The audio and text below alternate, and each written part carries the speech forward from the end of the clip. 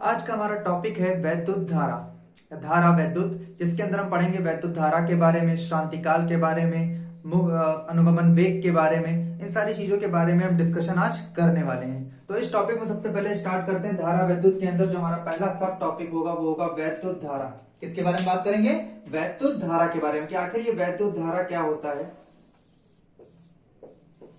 तो वैद्युत धारा को समझने के लिए किसी भी चालक के अंदर जो आवेश होते हैं, ठीक, जैसे चालक के अंदर मान लो इलेक्ट्रॉन भी है, प्रोटॉन भी है और न्यूट्रॉन भी होते हैं, तो उनमें जो गति करता है वो सिर्फ गति कौन करता है? इलेक्ट्रॉन गति करते हैं। तो किसी भी चालक के अंदर इलेक्ट्रॉन के प्रवाह की दर को हम वैद्युत धारा कह सकते हैं, या फिर हम अगर इसकी परिभाषा और दूसरी तरीके से देना चाहें तो हम क्या कह सकते हैं?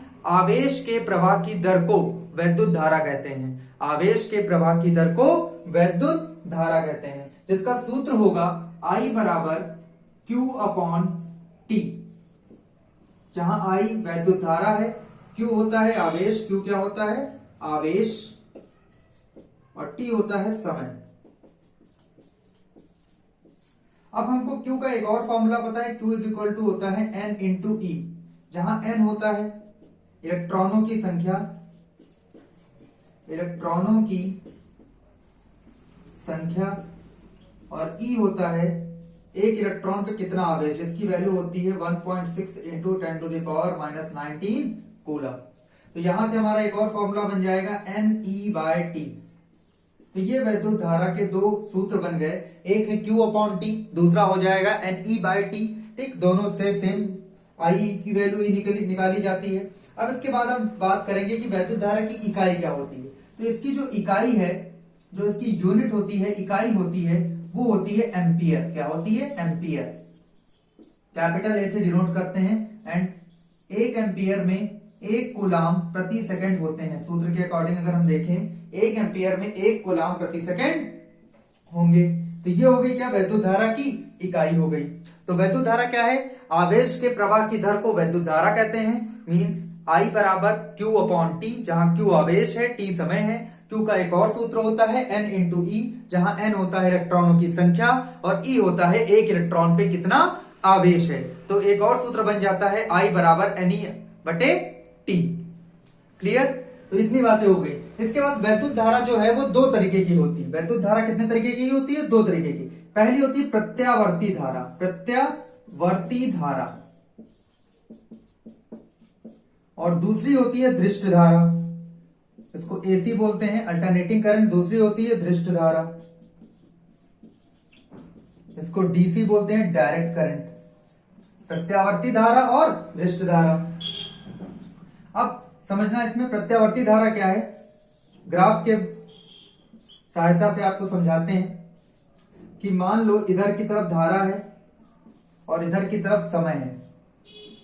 तो प्रत्यावर्ती धारा को दिखाने के लिए हम ग्राफ ऐसे बना सकते हैं, इस तरीके से, और दृष्ट धारा को दिखाने के लिए हम ग्राफ को कुछ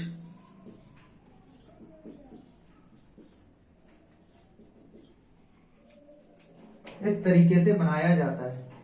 तो ग्राफ देख के हमको एक बात क्लियर पता चल रही है कि प्रत्यावर्ती धारा का मान लगातार बढ़ रहा है, घट रहा है, मतलब बदलता जा रहा है समय के साथ। पहले कितना था? 0 था, फिर समय के साथ बढ़ता गया, एक मैक्सिमम वैल्यू, एक अधिकतम मान मिला, फिर समय के साथ घटता गया, फिर वापस 0 मिला, फिर समय के साथ विपरीत दिशा में चला गया। देखो पहले इधर धनात्मक दिशा में था, अब किधर चला गया? ऋणात्मक दिशा में चला गया। प्रथम अर्धचक्र में धनात्मक है मान, दूसरे अर्धचक्र में कैसा मान मिला? ऋणात्मक मान मिला।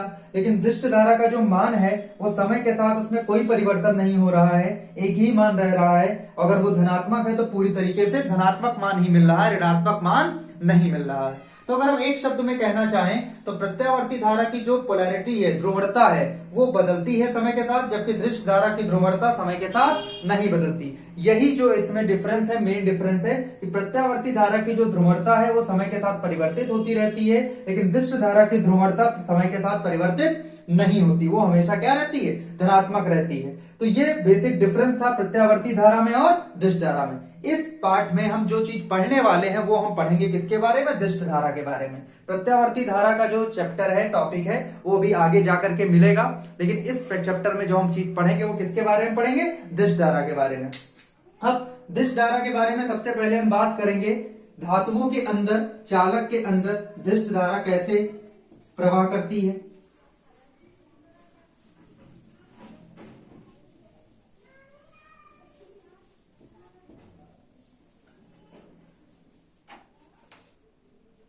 धातुओं में वैद्युत चालन,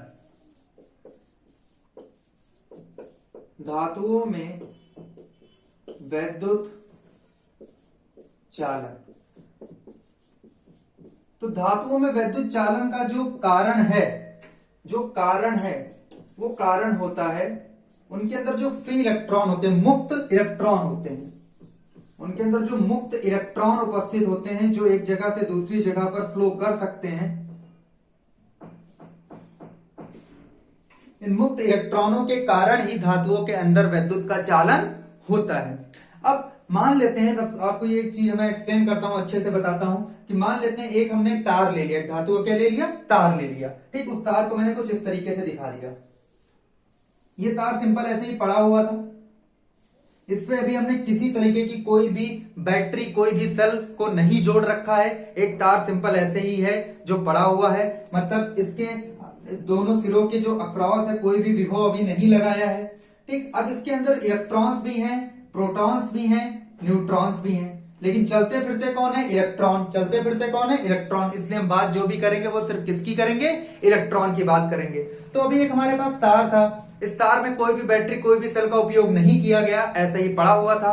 अब इसके अंदर के जो इलेक्ट्रॉन है वो लगातार गति करते रहते हैं, लगातार गति करते रहते हैं। और इनकी जो गति होती है वो कुछ इस तरीके से कि इलेक्ट्रॉन मान लेते हैं यहां पे था, इस पॉइंट पे था, इसने यहां से चलना शुरू किया तो इधर उधर किसी भी दिशा में जाएगा और वापस वहीं आएगा जहां से उसने चलना प्रारंभ किया था। वापस कहां आएगा, वहीं पे आएगा जहां से उसने चलना क्या किया था, प्रारंभ किया था। मतलब इलेक्ट्रॉन जहां से चलना प्रारंभ करेगा वापस वहीं आकर के रुक जाएगा, अगर उसमें किसी तरीके की कोई बैटरी, कोई सेल का उपयोग नहीं किया गया है उस तार में, उस धातु में। तो इसका यह मतलब है कि यहां पर इसका जो कुल विस्थापन है वो कितना आया, शून्य आया। कुल विस्थापन कितना आया, शून्य आया। और इसका वेग भी फिर क्या आएगा, शून्य आएगा। वेग भी क्या आएगा, शून्य, क्योंकि विस्थापन जीरो तो वेग भी क्या होगा, जीरो। ऐसे मोशन को बोलते हैं, ऐसी गति को बोलते हैं जिगजैग। क्या बोलते हैं, जिगजैग। इसका पथ कैसा हुआ, जिगजैग पथ हुआ, ठीक। ये चीजें हमको समझ में आई। अब अगर इसी तार को हम किसी बैटरी या सेल से जोड़ दें,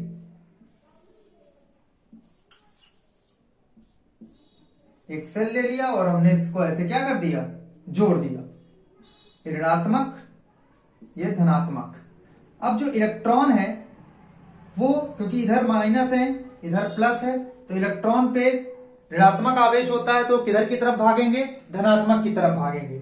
अब इलेक्ट्रॉन जब यहां से चलना प्रारंभ करेगा तो ये इलेक्ट्रॉन अभी भी इसी तरीके के पथ पे ही चलेगा, जिगजैग पथ पे ही चलेगा, इधर उधर, लेकिन वो थोड़ा सा धनात्मक की तरफ, थोड़ा सा धनात्मक की तरफ जा करके ठहरेगा, रुकेगा। आई बात समझ में, मतलब ए से चलना प्रारंभ किया तो कहां जाके रुका, बी तक। मतलब ये इस बार इसको कुछ विस्थापन मिला, मतलब इस बार जो विस्थापन है वो शून्य नहीं है, तो इस बार वेग भी शून्य नहीं होगा। अब यही जो वेग मिलता है, इसी वेग को बोला जाता है अनुगमन वेग। इसी वेग को हम क्या कहते हैं, अनुगमन वेग या अपवाह वेग। क्या कहते हैं, अपवाह वेग या फिर अनुगमन वेग। अनुगमन वेग जिसको प्रदर्शित करते हैं वीडी से। किससे प्रदर्शित किया जाता है, वीडी से प्रदर्शित किया जाता है। अब जब हमने सेल या बैटरी को कनेक्ट नहीं किया था, जोड़ा नहीं था, तो उस समय मान लेते हैं कि पहला जो इलेक्ट्रॉन है इसका जो वेग है वो u1, दूसरे का u2, ऐसे इस तरह से n इलेक्ट्रॉन है, और इन सबका जो औसत मान होगा वो कितना आता है, 0 आता है, क्योंकि यहाँ पे हमेशा औसत मान हम चेक करते हैं।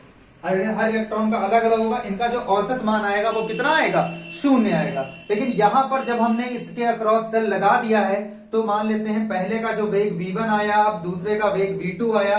इस तरह से कितने इलेक्ट्रॉन है, n इलेक्ट्रॉन है, और इन सबका जो औसत मान है वही औसत मान क्या कहलाता है, अनुगमन वेग, अपवाह वेग। यही औसत मान क्या कहलाता है, अनुगमन वेग कहलाता है, या फिर इसको हम क्या कह सकते हैं, अपवाह वेग कह सकते हैं। और बातें सुनिएगा।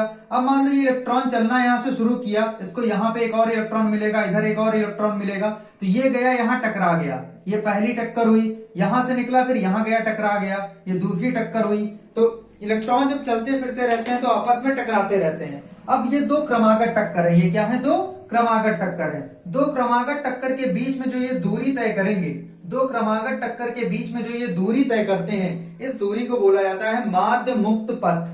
इस दूरी को क्या बोलते हैं हम? माध्य मुक्त पथ। अंग्रेजी में मीन फ्री पाथ कहते हैं, जिसे लैम्डा से प्रदर्शित किया जाता है। और इन दो टक्करों के बीच में जो समय लगेगा, इन दो टक्करों के बीच में जो समय लगेगा, इस समय को बोला जाता है श्रांति काल। इस समय को हम क्या कहते हैं? श्रांति काल। शांति काल। आई बात समझ में? फिर से एक बार बता देता हूं, जब हमने सेल को जोड़ा नहीं था उस समय इलेक्ट्रॉन का पथ जिगजैग था, कुल विस्थापन 0, कुल वेग 0, उसका औसत वेग भी क्या आया था? 0 आया था, उसमें किसी तरह की विद्युत धारा नहीं प्रवाह हुई थी। लेकिन जब हमने उसी तार को बैटरी से जोड़ दिया तो जो इलेक्ट्रॉन है वो माइनस से प्लस की तरफ आगे की तरफ बढ़ेगा, ठीक, ड्रिफ्ट करता है एक तरीके से कहते हैं। और उस समय उसके पास जो वेग होगा, उस वेग को हम क्या कहेंगे? अपवाह वेग कहेंगे, अनुगमन वेग कहेंगे, जिसका सूत्र होता है v1 plus v2 plus dot dot dot vn upon n equal to vd, जहां vd अपवाह वेग है, n है इलेक्ट्रॉनों की संख्या। और जब इलेक्ट्रॉन चलेंगे तो हो सकता है आपस में किसी दूसरे इलेक्ट्रॉन से टकरा रहे हो, तो दो क्रमागत टक्करों के बीच में जो दूरी तय करेंगे उसे माध्य मुक्त पथ कहा जाएगा। और दो क्रमागत टक्करों के बीच में जो समय लगेगा उस समय को क्या कहते हैं? श्रांति काल। क्या कहते हैं? श्रांति काल। और इसे लिखते हैं किससे? टाउ से लिखा जाता है। किससे लिखा जाता है? टाउ से डिनोट करते हैं, लिखा जाता है। तो ये बातें हो गई धातु में वैद्युत चालन किस तरीके से होता है। अब इनकी और अधिक चर्चा करेंगे हम।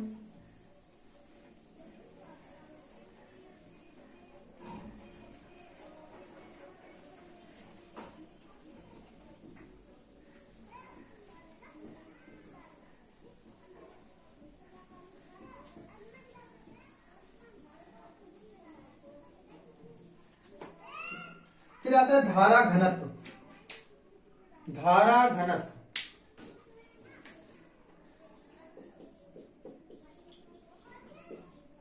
इसको जे से प्रदर्शित किया जाता है। धारा घनत्व क्या होता है देखिएगा। मान लेते हैं कोई तार हमने फिर से ले लिया, वो बैटरी से जुड़ा हुआ है, ठीक। यहां पर एक हमने छोटा सा एरिया मान लिया, छोटा सा क्षेत्रफल ले लिया, ठीक। अब इस क्षेत्रफल के अंदर से कुछ धारा गुजर रही है, मान लेते कितनी धारा गुजर रही है? आई। क्षेत्रफल कितना है? ए, ठीक। तो धारा घनत्व होता है प्रति इकाई क्षेत्रफल से गुजरने वाली धारा। प्रति इकाई क्षेत्रफल से गुजरने वाली धारा को हम क्या कहते हैं? धारा घनत्व कहते हैं। ये जो क्षेत्रफल है अनुप्रस्थ क्षेत्रफल होता है, तो जे बराबर हो जाएगा आई अपॉन ए। जे बराबर क्या हो जाएगा? आई अपॉन ए, जहां आई धारा है, ए क्या है? अनुप्रस्थ क्षेत्रफल है। अब इसकी जो इकाई होती है, यूनिट होती है, वो धारा की हो जाएगी एम्पियर और क्षेत्रफल की प्रति मीटर स्क्वायर। तो एम्पियर प्रति मीटर स्क्वायर क्या हो जाएगी?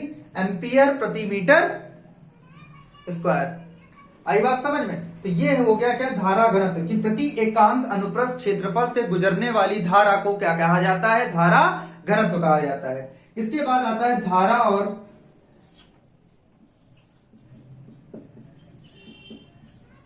अनुगमन वेग में संबंध। धारा और अनुगमन वेग में संबंध। धारा और अनुगमन वेग में क्या संबंध होता है, इसकी चर्चा कर लें, इसकी बात कर ली जाए। तो हम फिर से एक तार ले लेते हैं, एक धातु का टुकड़ा ले लेते हैं, मान लिया कुछ इस तरीके से। इसको बैटरी से जोड़ लिया। बैटरी से जोड़ने के बाद यहां मान लेते हैं ऋणात्मक, यहां धनात्मक। अब मान लेते हैं ए पॉइंट से या एक्स से वाई तक जो ये दूरी है, इसकी बात अभी हम करेंगे। तो उससे पहले मान लेते हैं इसके अंदर से धारा जो गुजर रही है वो कितनी धारा गुजर रही है? कोई इलेक्ट्रॉन गुजर रहा है। धारा की जगह हम क्या लिख लेते हैं? इलेक्ट्रॉन लिख लेते हैं। इलेक्ट्रॉन के टर्म्स में बात करते हैं। कोई इलेक्ट्रॉन गुजर रहा है जिसकी गुजरने का जो वेग है वो vd होगा, अनुगमन वेग होगा vd। और इसका जो क्षेत्रफल है वो क्षेत्रफल कितना ले लेते हैं? a ले लेते हैं। मान लेते हैं x से y तक इस इलेक्ट्रॉन को जाने में t समय लगा। x से y तक इस इलेक्ट्रॉन को जाने में कितना समय लगा? t समय लगा। तो ये जो दूरी होगी x से लेकर के y तक की दूरी बराबर होता है वेग गुणे समय। दूरी बराबर क्या हो जाएगा? वेग गुणे समय। तो वेग कितना है? vd, और समय कितना है? t। तो दूरी कितनी हो गई? vd गुणे t। यहाँ vd अनुगमन वेग है और t क्या है? समय। अब हमको एक चीज पता है कि जो धारा होती है I, धारा का मान होता है q बटे t, जहां q को हम लिख सकते हैं ne बटे t, जहां n होता है इलेक्ट्रॉनों की संख्या। अब हम n की बात कर ले, यहां पर हम एक छोटा सा और टर्म लेने वाले हैं जिसको लिखेंगे स्मॉल n से। किससे लिखेंगे? स्मॉल n से। ये क्या होगा? ये होगा प्रति एकांक आयतन में उपस्थित इलेक्ट्रॉनों की संख्या। प्रति एकांक आयतन में उपस्थित इलेक्ट्रॉनों की संख्या, मतलब इलेक्ट्रॉनों की संख्या बटे आयतन। ये क्या है? इलेक्ट्रॉनों की संख्या, और ये क्या है? आयतन है। तो इलेक्ट्रॉनों की संख्या जो होगी वो स्मॉल n कैपिटल B होगी। अब आयतन का एक सूत्र होता है, इसको लिख सकते हैं क्षेत्रफल गुणे लंबाई। इतना क्या आयतन हमको निकालना है, तो इस क्षेत्रफल को अगर इस लंबाई से हम गुणा कर दें तो हमको वो आयतन पता चल जाएगा। तो क्षेत्रफल कितना है? a, लंबाई कितनी है? vd गुणे t। अब इस n की वैल्यू को यहां पर रख दिया जाए तो I बराबर आ जाएगा NaVd